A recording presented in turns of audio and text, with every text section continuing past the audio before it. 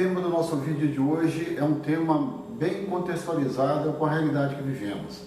É a questão dos medos. Hoje a televisão nos impacta diretamente com imagens negativas e a gente fica com medo da morte. Olha só que interessante. O noticiário econômico nos mostra que o desemprego está aumentando, então vem a questão da pobreza. Hoje se fala em aposentadoria, nós temos medo da velhice. Então, de onde vêm essas questões?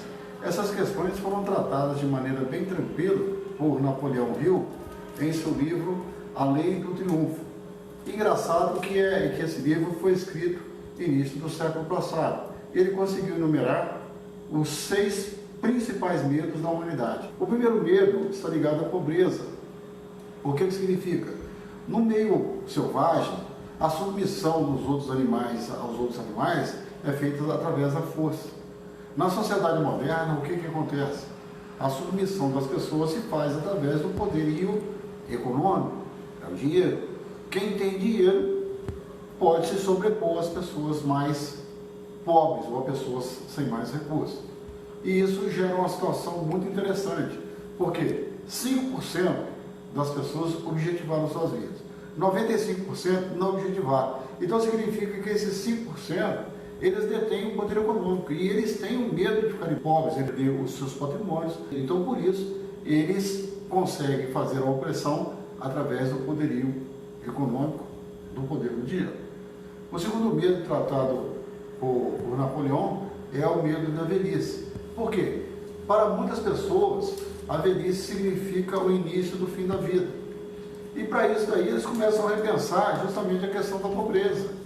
Olha, como é que eu vou manter minha qualidade de vida na velhice? Eles passam a defender mais fortemente a questão do ter do que ser. E isso gera algumas distorções interessantes e se cerca de tudo de uma desconfiança muito forte, no sentido de não acreditar em ninguém, porque geralmente as pessoas na cabeça dela têm o interesse de conseguir uma vantagem. O terceiro medo é o medo da crítica. O que acontece? As pessoas elas estão vivendo padrões de vida. Então ela não quer se destoar do padrão de vida vigente na sociedade ou na comunidade onde ela frequenta. Para isso, o que ela faz? Ela se torna. Por exemplo, ela gostaria de usar uma roupa espalhafatosa. Bom, mas essa roupa espalhafatosa vai me levar a críticas. Então, ao invés de usar o que ela gostaria de usar, ela usa o que o meio faz com que ela use. Por quê? Para ela não ter crítica. O quarto medo é o medo de perder o amor de alguém. As pessoas deixam de falar as verdades. Às vezes as pessoas têm que escutar uma verdade, só que preferem não falar porque senão perde um amigo, perde o amor, perde a mulher, perde o marido, perde a namorada, e essas coisas são muito difíceis. As pessoas têm medo de ficar sozinhas. O outro medo muito interessante é o medo da doença. E o medo da doença, ele trabalha juntamente com 2 medos, o medo da pobreza e o da velhice.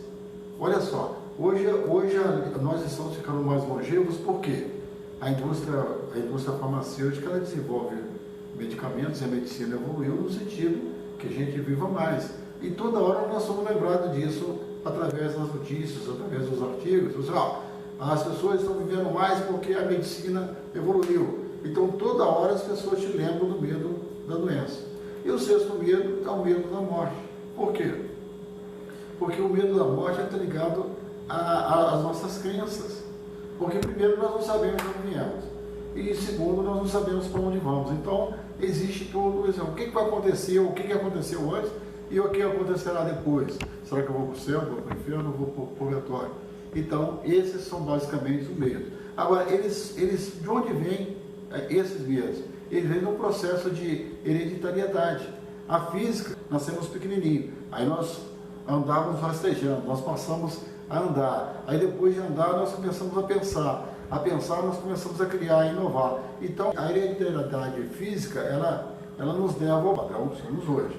A hereditariedade social é o meio que a gente vive, que nos faz ter o medo. Por exemplo, se você vive numa sociedade violenta, você tem medo da morte, você tem medo da pobreza.